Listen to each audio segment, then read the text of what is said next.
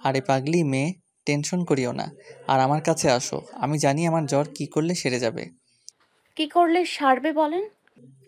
তোমার ঠোঁটের উষ্ণ ছোঁয়া পেলে আমার জ্বর সেরে যাবে। কি সব বলছেন আবোল তাবোল? আমি সত্যি বলছি অবনী, তুমি আমায় একবার তোমার ঠোঁটের উষ্ণ ছোঁয়া দিয়েই দেখো। সত্যি উষ্ণ ছোঁয়া দিলে জ্বর কমে তো? হ্যাঁ, সত্যি কমে যাবে। আচ্ছা আমি দিচ্ছি। মানুষটা আমার কাছে কি আবদার করেছে তা আমার নিজের খেয়ালেও নেই। তবে তৎক্ষণাৎ মাথায় এটাই কাজ করছিল যে মানুষটার সুস্থতা খুব প্রয়োজন।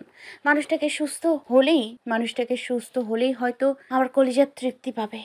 কোনো কিছু না ভেবে মানুষটার ঠোঁটে ঠোঁট বসিয়ে দিলাম।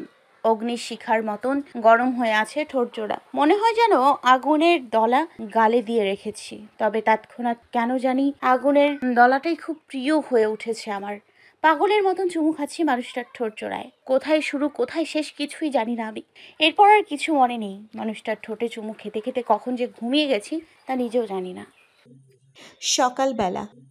ঘুম থেকে উঠে দেখে অবনী আমায় শক্ত করে জড়িয়ে ধরে রেখেছে। মনে হয় যেন সে আমায় ছেড়ে দিলে আমি পালিয়ে যাব। নিজেকে অবনী থেকে ছাড়িয়ে নিয়ে বিছানা থেকে উঠে পড়েছি। গোসল করা প্রয়োজন খুব। কাপড় চোপড় নিয়ে ওয়াশরুমে ঢোকার জন্য পা বাড়ালাম। তখনই ফোনটা বেজে উঠল। গিয়ে ফোনটা রিসিভ করলাম। ফোনটা রিসিভ করতে অপর পাশ থেকে কান্নার আওয়াজ কানে ভেসে আসলো। কী রে, কী হয়েছে? কান্না করছিস কেন? আমার কথার প্রত্যুত্তরে অপর পাশ থেকে যা বলল তা শুনে সেই জায়গার মধ্যে হয়ে দাঁড়িয়ে গেলাম। হাত থেকে ফোনটা ফ্লোরের উপরে পড়ে দুই টুকরো হয়ে গেছে। কথাগুলো শোনার পর যেন আমার পুরো দুনিয়াদারি নিমেষে থমকে গেল। ঠাই সেখানে দাঁড়িয়ে আছি। হঠাৎ অবনী পিছন থেকে এসে আমায় জড়িয়ে ধরল। এই, কি হয়েছে আপনার? হঠাৎ কি এমন হলো যে এমন ভাবে চমকে গেছেন আপনি? না, কিছু হয়নি আমার। আর তুমি ঘুম থেকে উঠলে কখন? আপনার ফোনের আওয়াজে ঘুম ভেঙে গেছে আমার। আরে সেসব কথা ছাড়েন এখন। প্লিজ বলেন না কি হয়েছে। আপনাকে চিন্তিত দেখে না আমার খুব খারাপ লাগছে। ছোট বোন ফোন দিয়েছিল। মা হারানোর পর যে মানুষটিকে মা বলে ডেকেছি তিনি নাকি গুরুতর অসুস্থ। আগে অসুস্থ ছিল, কিন্তু আজ ভোর ৫টায় নাকি অনেক বেশি অসুস্থ হয়ে পড়ে। নিঃশ্বাসও নিতে পারছেন না নাকি তিনি ঠিক মতন। ডক্টররা মাস্ক লাগিয়ে রেখেছে মুখে।